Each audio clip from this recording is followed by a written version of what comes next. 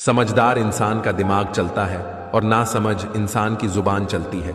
जो इंसान किसी की भी नजर में बुरा नहीं है तो समझ जाना कि वो चालाक है और वो किसी का भी सगा नहीं है। आपकी सबसे बड़ी दौलत आपका वक्त है जिसे भी दे रहे हैं। सोच समझ कर देना। मैंने एक बात नोट की है कि जो सच्चा, सीधा और ईमानदार होता है उसकी कोई इज्जत नहीं करता, और जो झूठ बोलता है, बेईमानी करता है, वो सबको अच्छा लगता है। पूरी ताकत लगा तो धन कमाने में, क्योंकि पैसा ही सब कुछ है आज के जमाने में।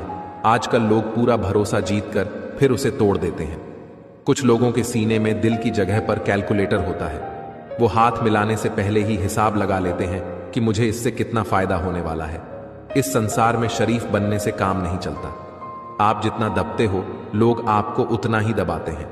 आपकी जिंदगी आपके हाथ में है, इसलिए इसे बेहतर बनाने के लिए कभी किसी से उम्मीद मत रखना। मुझे हर एक की हकीकत पता है, बस मैं जानबूझकर चुप रहता हूं। दोस्तों, बातें अच्छी लगी हो तो कमेंट में यस जरूर लिखें। धन्यवाद।